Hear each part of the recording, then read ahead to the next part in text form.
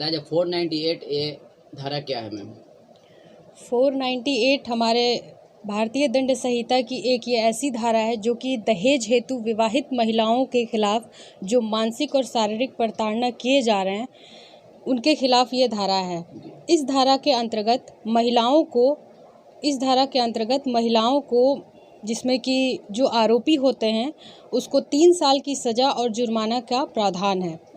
इस धारा के अंतर्गत जिन महिलाओं के ऊपर अत्याचार हो रहे हैं वो अपने पति एवं नातेदार के खिलाफ शिकायत दर्ज करा सकती हैं और इस धारा के अंतर्गत जो सरकार द्वारा है उसको महिलाओं के लिए एक शक्ति प्रदान की गई है और जिससे कि इस धारा से हिंसा को रोका जा सकता है जो शादीशुदा महिलाएं हैं। जी मैम, अगर किस तरह का अत्याचार है, मतलब क्या मतलब दहेज से रिलेटेड या बाइक कभी कोई डिमांड वगैरह होता है ससुराल वाले की तरफ से कि बाइक दीजिए या कभी सोना के लिए, तो इस तरह के अत्याचार हो रहा है?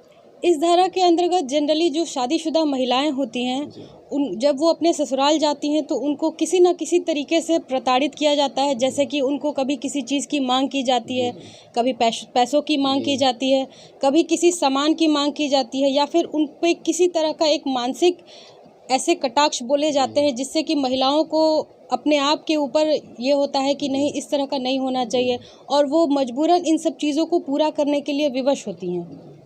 ठीक है मैम, नाम बता दीजिए अपना। अरीशा जबी, अधिवक्ता, सिविल कोर्ट, आरा, भोजपुर, बिहार। हाँ सर, बताया जाए अभी साइबर क्राइम्स बहुत ज़्यादा अभी खबर सुनने को मिल रहा है कि कभी सोशल नेटवर्क्स के ज़रिए से, कभी ट्विटर के ज़रिए से बहुत सारा क्राइम हो रहा है, तो उसके बारे में सर कुछ बताया जाए। 2000 ईस्वी में आईटी एक्ट लाया गया जी। और उसका पर्पस था कि जो भी बैंकिंग से रिलेटेड ई बैंकिंग है उसको प्रमोट किया जाए, उसको रेगुलेट किया जाए और साथ में जो सोशल साइट्स पे बढ़ रहा था उसको रेगुलेट करने के लिए आईटी एक्ट लाया गया।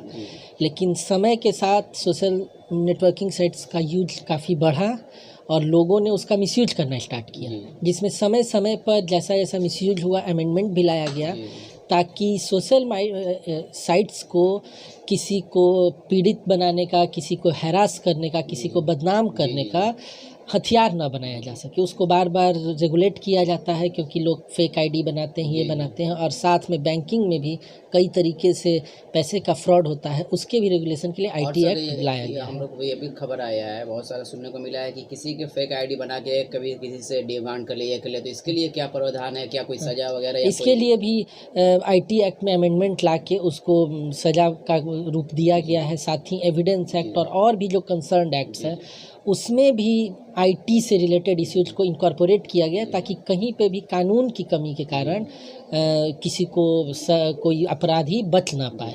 सर, साइबर क्राइम में क्या बेल या क्या मतलब डायरेक्ट बेल की या कितने सालों का बेल है या डायरेक्ट जेल है, क्या है सर? इसके बारे में हम जानना चाहते हैं। बेल की जहाँ तक बात होती है तो बेल कोर्ट का डिस्क्रिशन होता है, वो कोर्ट फैक्ट्स के आधार पे देता है। जैसे अभी हाल में भी 2-3 दिन पहले की घटना है, स्मृति ईरानी को बदनाम करने की कोशिश की गई तो उसमें फिर सुप्रीम कोर्ट तक ने उनको प्री अरेस्ट बेल नहीं दिया। वो सोशल साइट से उनको बदनाम करने की कोशिश की गई थी, तो वो अलग अलग केस के फैक्ट्स को देखते हुए कोर्ट बेल ग्रांट भी करता है, कई बार नहीं भी करता है।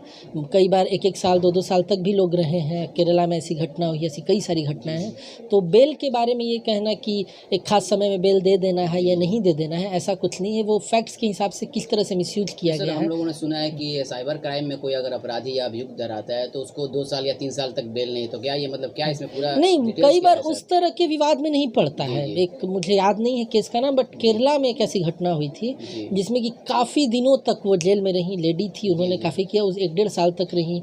स्मृति ईरानी का मैंने बताया वो जेल जाएंगे, क्या होगा। तो इस तरह की घटनाएं हैं जहाँ पे जब मिसयूज होता है तो उसको कंसिडर करता है कोर्ट। ये कहना कि एक पर्टिकुलर पॉइंट तक हम बेल नहीं देंगे या वो फैक्ट्स के आधार पे है। कई बार हमें लगता है कि बेल नहीं मिलना चाहिए, कोर्ट दे देती है, तो वो कोर्ट का पूरा डिस्क्रिशन है। उसके बारे में ये कहना कि ऐसे स्थिति में दे देंगे या नहीं दे देंगे, ये कोर्ट के ऊपर। नाम बता दीजिए सर। देवशक्ति सावर्ण, अधिवक्ता, आरा सिविल कोर्ट। बताया जाए महिलाओं के संबंध में हो रहे अत्याचार के संबंध में क्या कोई ऐसा कानून या कोई धारा?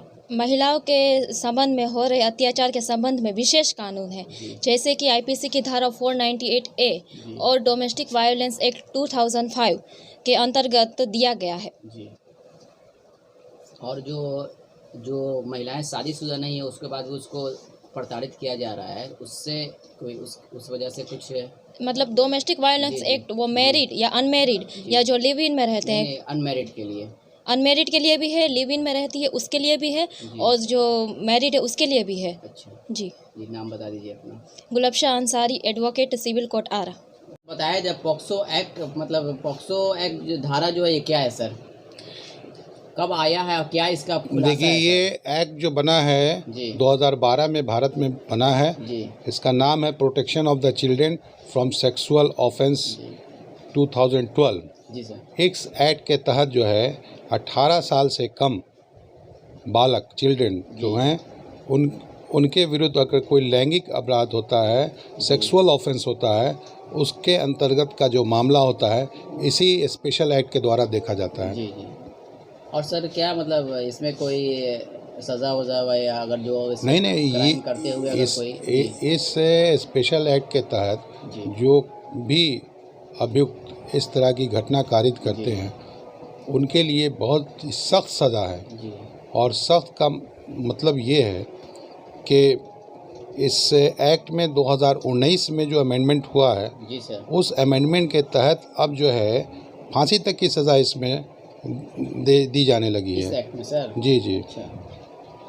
और सर क्या मतलब इस पे कुछ स्पीडी ट्रायल भी चलाया जाए, जहाँ तक पता चले स्पीडी हाँ, ट्रायल भी ये चलता तो है सर? ये सरकार का विशेष अधिकार है। जी जहाँ इस तरह के मामले होते हैं जी। वहाँ सरकार कुछ केसेस को स्पीडी ट्रायल का रूप देकर स्पीडी ट्रायल भी किया जाता है। जी जी। तो सर इसमें क्या मतलब ये बेल उल का कोई प्रावधान है इसमें? देखिए बेल तो जहाँ तक है वो किसी भी जज का डिस्क्रिशनरी पावर होता है, जी लेकिन चूंकि इसमें जो पनिशमेंट है जी। वो बहुत ज़्यादा है, 7 साल से ऊपर की सज़ा इसमें है जी और आजीवन कारावास तक है। और 2019 में जो अमेंडमेंट हुआ है उसमें सज़ा का जो है प्रावधान और बढ़ाया गया है जी और सारे लोगों को उसमें ऐड किया गया है, चाहे वो सरकारी सेवक हों जी चाहे एम्प्लॉई हों, उन सब के द्वारा अगर इस तरह का इस तरह का कार्य किया जाता जी, है जी। तो ऐसे कार्य में जो केस दर्ज होगा जी वो पॉक्सो एक्ट के अंतर्गत दर्ज होगा और इसके लिए एक विशेष न्यायाधीश हर ज़िला में गठित किया गया है और उन्हीं के द्वारा ये स्पेशल केस के रूप में देखा जाएगा, स्पेशल कोर्ट बनाया गया है। सर इस तरह से क्या सिविल कोर्ट में भी स्पेशल जज? जी हाँ, आरा में स्पेशल कोर्ट ADJ 6 साहब का कोर्ट है जहाँ इस स्पेशल एक्ट के केसेस को वहीं देखा जाता है और देखने का प्रावधान है। पूरे बिहार में इस तरह से हर जिला में स्पेशल कोर्ट बनाया गया है। जी सर। सर नाम बता दीजिएगा। Arshad Mohammad Zafar, advocate, civil court आरा।